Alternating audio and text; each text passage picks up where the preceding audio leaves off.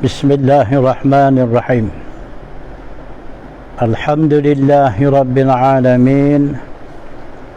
Wassalatu wassalamu ala ashrafil mursalin Sayyidina wa maulana Muhammad wa ala alihi wa sahbihi ajma'in. Qala rabbi israh li sadri wa yassir li amri wahlul 'uqdatam min lisani yafqahu qawli. Allahumma iftah lana futuhal arifin. Qala al-muallifu rahimahullahu ta'ala wa nafa'ana bi'ulumihi bid-darain. Amin. Sambungan dari kitab Pedoman Sembahyang Jumaah hasil karangan Allah yarham Tuan Guru Haji Abdul Rahman Lubuk Tapah Pasimah, Sekolah Pondok Lubuk Tapah. Tok Guru Pondok Lubuk Tapah. Beliau ni merangkap salah seorang ahli majlis fatwa negeri Kelantan. Merangkap ahli majlis fatwa negeri Kelantan.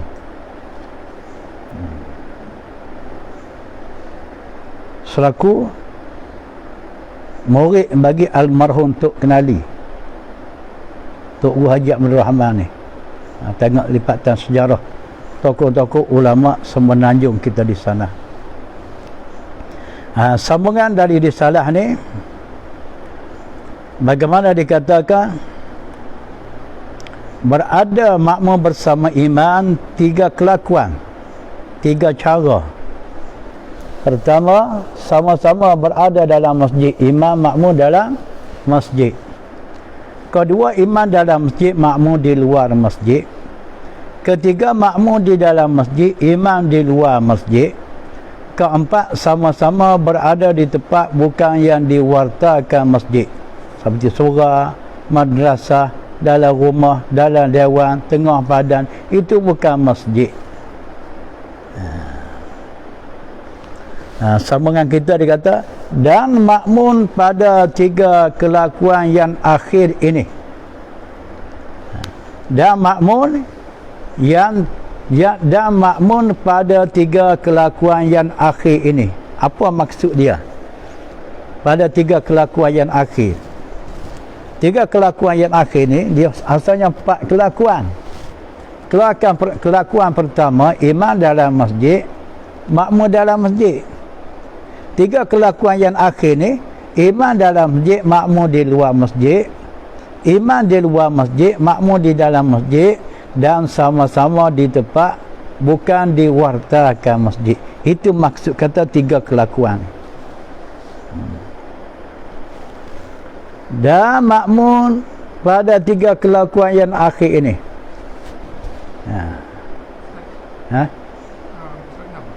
Apa? Muka surat 6. Oh, belum lagi baca sini. Oh, baru situ patut pun. Rasa terkelih. Ni torih mana? Torih mana? Torih. Oh, situ. Kedua dari sebelah, dari 12. 12 syarat kedua, syarat makmum mengikut imam. Pertama adalah sadah. Kenalah berniat mengikut imam bermula sejak takbiratul ihram lagi. Demikian juga imam jika sembahyang itu disyarat berjamaah. Kita masuk pula pada syarat kedua, yang kedua dari 12 perkara. Berhimpun keduanya satu tempat. Berhimpun keduanya, kedua makmum dan imam tadi, satu tempat, berada di satu tempat. Sebab jemaah kan, jangan tempat berasingan. Dan baginya, bagi kata satu tempat tadi, 4 kelakuan. Ada 4 macam. Makna kata satu tempat ni ada 4 kelakuan. Ada 4 macam, 4 keadaan. Pertama, imam dan makmum di dalam masjid. Imam dalam masjid, makmum pun dalam masjid, sama-sama berada semayang jemaah di dalam masjid. Maka apa hukumnya pada kelakuan pertama dan sama-sama dalam masjid ni? Masjid lah, bukan surau tak masjid. Kalau dah surau tu masjid, di warta surau lah, di warta masjid lah, tulis masjid lah dia, tapi masih lagi kekal tulis surau. Macam mana gitu? Oh, dia kata sama. Tak sama, eja pun tak sama, bunyi tak sama. Tu bunyi surau, dia bunyi masjid. Sama gua anda. Kau telinga demo gua anda gini. Dia cakap nakal, itulah bunyinya. Dah kalau sama, pindahlah hukum-hukum dalam kitab fiqh ni. Pakai dia ada masjid lalu, tak payah surau, tak payah musalli, tak payah musalla, tak payah bilik semayang lagi dah. Patang buat tempat semayang automatik masjid lalu. Agak pergi ke pam minyak pun ada surau. Macam tu dalam pam minyak pun nak ada masjid lah. Lah kali orang nak salingkan pempuh anak dalam surau pam minyak. Tak boleh ni masjid ni. Sudah. Berat. Main pakai hukum patang buat tempat semayang automatik masjid lalu berat. Ada rumah orang yang bersolek, dia buat rumah besar gitu gini, ada bilik khas, bilik semayang. Masjid dah tu. Manakala dikatanya dijadikan tempat sembahyang tu automatik masjid. Maka dalam rumah pun ada masjid. Ada pula lebih umum lagi dia bercakap masjid ni tempat sujud. Dia guna di segi bahasa. Segi bahasa mana tempat sujud tu dia katakan masjid. Jadi kita nak pakai bukan di segi lugah, bukan di segi bahasa makna masjid kita di sini. Kita nak di segi istilah, di segi ketetapan syarak. Maka pada ketetapan syarak, makna masjid itu sebaik saja kita wakafkan sebahagian tanah kerana Allah untuk dijadikan masjid. Maka otomatiklah tanah tu, bumi yang kita wakaf tadi, jadilah masjid. Kita jadikan bangunan yang kita buat tu sebagai masjid, maka jadilah. Sebab kita dah niat. Lepas tu kena dah ijtihad yang pada bahawa bangunan ini masjid, maka jadilah bangunan itu masjid. Ini kalau didiam, tak ada cerita pada diwakafkan kerana Allah jadi masjid, tak jadi masjid. Kalau bangunan tu surau, kekal surau situ lah. Walaupun padanya didirikan Jumaat, bukan setakat jemaah, Jumaat sekalipun. Ini mari naik ayat pening dia pula. Manakala surau buat jemaah, automatik jadi masjid. Sedangkan tidak diijtihad dan tidak diubahkan status niat dari surau ke masjid. Jadi masjid dah surau kita, mengapa kena buat jemaah? Mengapa buat jemaah jadi masjid ni? Rupa-rupanya dia fikir dengan kepala dia, sembahyang jemaah tu mesti dalam masjid. Dia tak buka lipatan syarat wajib jemaah, syarat sah jemaah, berapa perkara, apa jenis ke. Adakah termasuk dalam perkara syarat sah jemaah mesti didirikan di dalam masjid? Tak termasuk.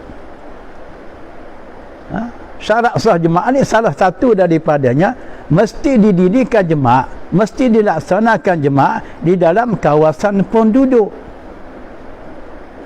Jangan di luar kawasan penduduk, nasanya tidak sah. Sama ada didiri jemaah dalam kawasan penduduk tu, dalam surau ke, tengah padang ke, tak kira lah sah jemaah tu. Tak semesti masjid ni. Manakala dia tak faham, dia nak masjid juga, dia pinjam dewan orang ramai buat jemaah, lepas tu dia tulis itu masjid sementara. Istilah masjid sementara ni tidak wujud. Masjid ni kalau kita niat, dia akan kekal sampai kiamat, tak boleh diubah dah. Bersalahan daripada taraf bangunan yang kita buat ibadat lebih rendah daripada masjid, dia boleh tukar status dia. Mula surau, boleh naik kepada masjid. Dia tak boleh daripada masjid turun ke surau, turun ke musalla, tak boleh. Batulah kayu-kayu jadi wakaf untuk binaan masjid. Tak boleh kita nak guna sebarang. Hak masjid tetap masjid. Saya pernah orang nak bagi masjid lama, kayu cengar. Bagi tengok Allah Rabbi comel kayu. Sebab dia dapat masjid baru. Dia nak bagil kayu tu untuk kita buat di pondok kita sini saja kita tengok dah. Saya tahu tak boleh. Sebab apa? Sebab sini kita bukan buat masjid, kita buat surau. Tapi dengan tengok suasana kayu tu, kayu cengar tua ke apa, cukup solid, cukup elok. Tak boleh. Kita kat tangan tak boleh. Ada pun orang bagi surau, kita tak pernah ambil. Surau tempat mengaji Quran pun Masjid Batu 10 dulu. Kita ambil pergi ke Batu 12 dulu. Untuk jadikan tempat budak belajar di sana sebelum kita pindah ke Batu 10 ni. Sebab itu surau, itu lain. Habis itu dah.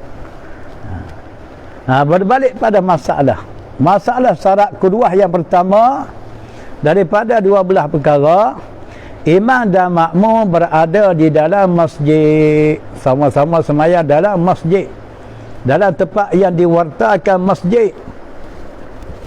Surau lain, musalla lain.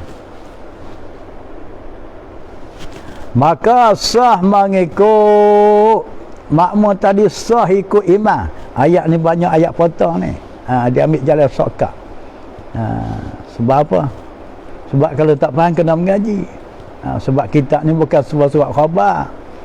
Surat khabar beli di kedai, balik baca seorang pun boleh faham. Kitab ni belum tentu lagi, walaupun kitab diguna bahasa ibunda, bahasa Jawi, bahasa Melayu sekalipun. Betullah kita tak boleh, walaupun orang Arab sekalipun, tidak semua orang Arab tu dapat menguasai baca kitab Arab. Semacam kita orang Melayu, tidak semuanya orang Melayu dapat menguasai kitab Melayu. Betul tak? Itu kenalah belajar. Kena adalah wasitah menengahi guru yang membimbingkan kita, menunjuk ajar satu persatu daripadanya. Ini adab belajar, adab mengaji. Tapi zaman kita ni kalau nak faham, dia beli buku di kedai, dia baca rupa-rupa buku bukan berbentuk ilmiah kitab, berbentuk buku. Itu lain. Tak apalah, sebagai tambahan. Duk juga sekurang-kurang jadi ulat buku agama. Bekas setakat ulat buku tidak majruh ke arah agama saja. Ilmu ni penting. Seterusnya, sama-sama sembahyang di dalam masjid, maka sah tak boleh, sah makmum tu mengikut imam tu. Maka sah apa? Makmum tu sah mengikut imam tu. Hak mereka berdua sama-sama sembahyang dalam masjid, maka sah makmum tadi ikut imam. Dia nak cakap begitu, tapi dia guna ayat-ayat ringkas, ayat pendek, secara teringkasnya, dengan diketahui dengan syarat. Kita bersyarat baru kemas. Dengan syarat makmum tadi, dengan syarat ketahui makmum, dengan syarat makmum tu tahu. Mereka sama-sama berdua sembahyang dalam masjid tadi, sah makmum tadi ikut imam, dengan syarat makmum tahu akan pindah imam.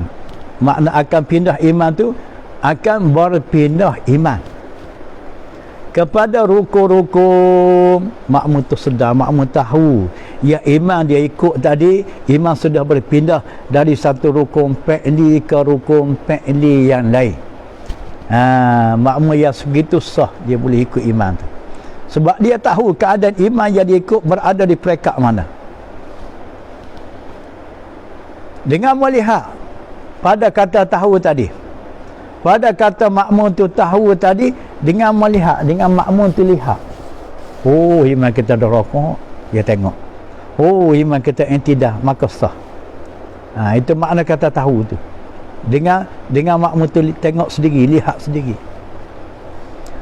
Atau mendengar suara imam, ataupun dia tak boleh tak lihat sebab makmum tu buta, ataupun sembahyang dalam gelap, atau makmum tu berada di belakang dinding, tak nampaklah pergerakan imam, tetapi dia dengar suara imam. So imam kata Allahu Akbar, oh dia faham imam kita dah rakaat dia faham.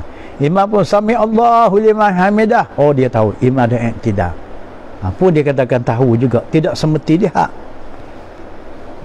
Kerana dia dengar suara imam tu menghasilkan bagi makmum tadi, dia tahu keadaan mereka yang imam berada tu, maka sah.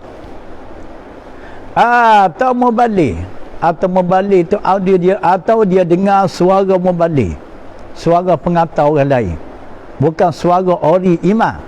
Bagaimana masjid-masjid besar dah di negara luar, suara imam kecil je, Allahu Akbar, oh suara tu kuat, Allahu Akbar, tu suara membalik tu kedua tu. Dengan dia dengar suara membalik tu, dia boleh sedar keadaan imam dia tu berada peringkat mana. Itu pun dia katakan tahu juga, tak semesti lihat, tak semesti dengar suara imam saja. Ataupun dia lihat pergerakan makmum di belakang imam, itu pun dia tahu juga. Sebaliknya kalau langsung makmum tadi, walaupun dia sama-sama sembahyang dalam masjid dengan imam sekalipun, dia tak tahu ya imam dia ikut tu berada di peringkat mana, maka dari situ makmum tadi tak sahlah dia ikut imam. Nak ikut macam mana dia tak tahu keadaan imam yang dia ikut berada peringkat mana. Di situlah timbul ceritanya Tok Guru dulu saja dia melawak nak tahu pelajar tadi faham ke tidak dalam masalah ni. Dia kata ada sejenis orang tidak sah jadi makmum buat selama-lama, tapi kadang-kadang sah jadi imam. Cuma pakat gagal dalam kepalamu. Jawapan orang macam mana? Oh, pakat cari, tarik nafas panjang tak bertemu yang tak faham dah. Yang tak faham tu pakat cari. Apa tarik nafas panjang pun tak jumpa.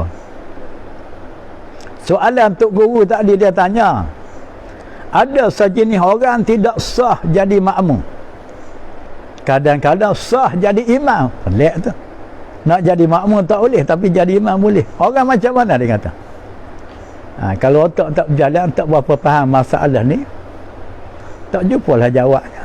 Sedangkan ada jawabnya. Jawabnya orang buta serta pekak sekaligus. Buta pun dialah, pekak pun dialah, selari buta pekak. Orang sebegitu tidak sah jadi makmum, tetapi kadang-kadang sah jadi imam. Macam mana tidak sah jadi makmum? Nak sah macam mana? Dia buta, dia nampak ke imam?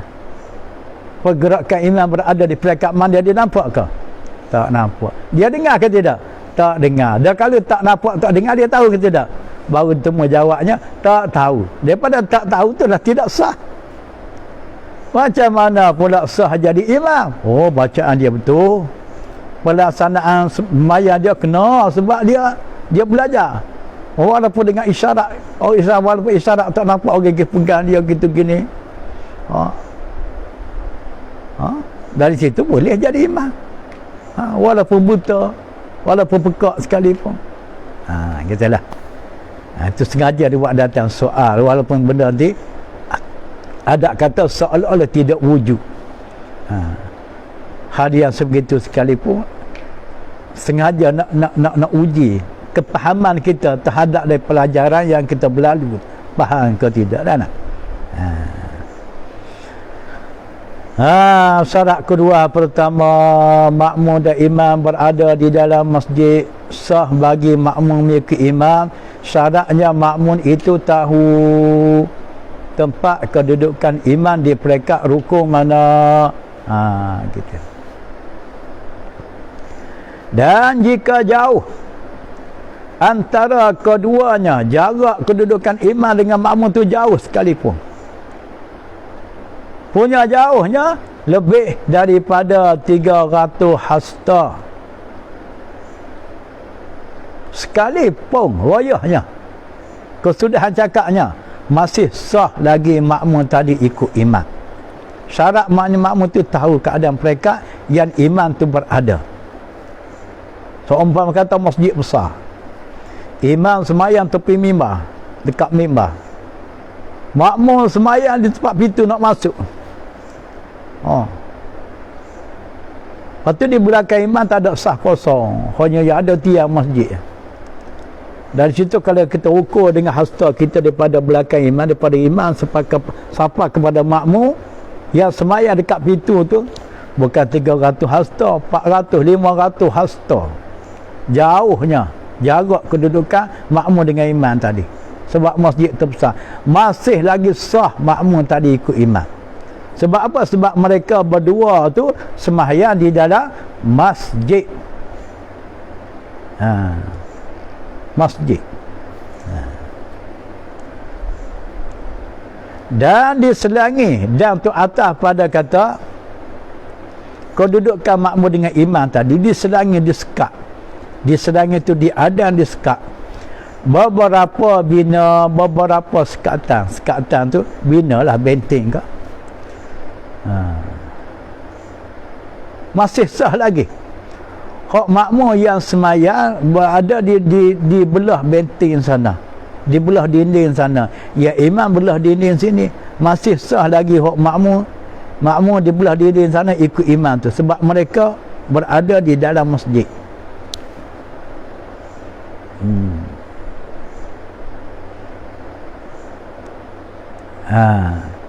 Seperti dinding yang ada pintu.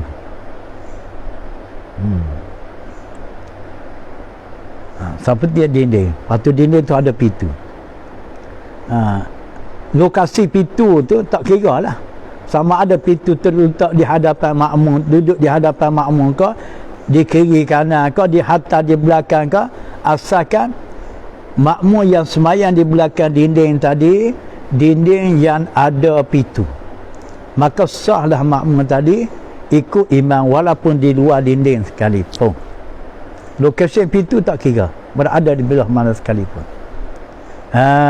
Jangan pakai makmum semayang dalam dinding, dalam sekatan dinding, dalam bilik, tapi bilik tu tak ada pintu. Walaupun dalam masjid sekalipun, kalau melarat dia semayang dalam bilik, bilik tak berpintu, maka tidak sah dia ikut imam, walaupun sama-sama berada di dalam masjid sekalipun. Lepas tu kita kata tunggu Quran ikut panah dia lah. Mungkin dia terjun kat lubang atas daripada atas ke, kat bumbung ke. Dia kena ada pintu. Pintu tu dikenakinya pintu yang dapat menerusi, yang dapat boleh pergi kepada imam. Walaupun pintu tu dikunci sekalipun, masih lagi sah hak mereka semayang di dalam dinding tadi, dalam bilik tadi mengikut imam. Sebab ada pintu, hatta berkunci sekalipun boleh, atau diselak pun boleh. Jangan pintu tadi dipaku mati. Makmum masuk dalam bilik, mari tok siap pergi paku kat luar pintu tadi, nyata baku 5 inci. Maka tak boleh ikut lah. Hak makmum dalam bilik tadi ikut imam tak boleh dah tu, sebab dipaku. Itu hukum. Ini masjid ni. Atau suntuh, dicakap kedirahan zaman dulu. Sekarang orang tak guna dah perkataan ni. Perkataan suntuh, perkataan lonting. Bukan lokcing tu makanan. Lonting ni bertikap. Orang tu ada guna, orang rumah lonting dia kata, orang atas suntuh dia kata. Walaupun daerah Kelantan pun tak guna dah ayat ni, ayat suntuh, ayat lonting. Dia semayang atas suntuh, atas tingkat atas lah. Suntuh duduk di atas, bukan di bawah. Dia semayang dia tingkat atas, ya imam semayang tingkat bawah. Maka boleh hak makmum semayang di tingkat atas beriman kepada imam yang di tingkat bawah, yang ada tangga. Syarat suntuh tu ada tangga, boleh turun naik pergi kepada imam. Jangan dia semayang di atas suntuh, atas tingkat atas tanpa tangga. Lepas tu dia pergi macam mana? Mungkin dia nak naik itu dia pakai heli ke? Pergi tempat semayang naik helikopter. Tu pakai tak bertangga pergi dengan heli. Tu tak boleh lah. Kena ada tangga. Yang dapat tangga tu yang dapat lalu kepada imam, dapat pergi kepada imam pada adat, pada biasa. Dengan tangga tu boleh pergi pada imam, maka salah hak makmum yang semayang di atas itu beriman kepada imam yang di bawah tadi. Kerana ada tangga yang boleh perginya kepada imam. Keadaan lokasi tangga tak kira, tangga di hadapan ke, tangga di tengah ke, tangga di tepi ke, tangga di belakang, semacam bagaimana pintu tadi. Ini masalah hukum masjid. Berbeza dengan surah, dengan bukan warta masjid, lain hukum. Dan jika pergi pada imam tu melalui tangga tadi dengan berpaling daripada kiblat, cara teknik turun tangga, naik tangga tadi, tangga musim, berpaling kiblat tu, atau membelakang kiblat, sekalipun masih lagi sah hak makmum semayang di atas tu mengikut imam yang di bawah tadi. Itu maksud dia tu. Dan jika dikatuk, katuk ni tutup lah. Jika dikatuk, ditutup pintu-pintunya, hak semayang dalam bilik tadi, tapi dah sama-sama dalam masjid, imam pun di luar bilik dalam masjid, makmum dalam bilik pun dalam masjid juga. Lepas tu ada pintu, dan pintu tu ditutup, boleh lagi hak makmum semayang dalam bilik tu beriman kepada imam yang di luar bilik, atau diselak pintunya, ataupun pintu dikunci ke, diselak ke, sekalipun rayahnya, sekalipun tu kesudahan cakapnya, masih lagi boleh ikut imam di luar bilik tadi. Bersalahan tak boleh ni. Ayat bersalahan tak boleh nak ikut imam dah ni, tak boleh beriman dah ni. Dipaku akan pintu tadi, tidak dapat lalu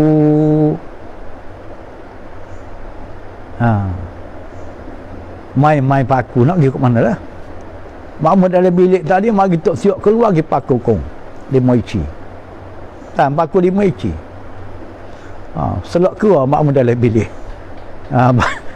barulah dia tak boleh nak ikut imam di luar bilik ni, walaupun sama-sama berada di dalam masjid sekalipun. Tiada sah mengikutnya makmum tadi, tidak sah lah. Itu baru kelakuan pertama dari 4 kelakuan berada di suatu tempat dengan imam bagi yang semayang jemaah, iaitu kelakuan sama-sama di dalam masjid. Dan kelakuan yang kedua, imam di dalam masjid, makmum di luar masjid. Ini normal biasa. Nak hari raya, jeluak datang manusia ramai, akan berlakulah di kala tu separuh daripada merekanya semayang di luar masjid. Dan kelakuan yang kedua, wallahu a'lam, kata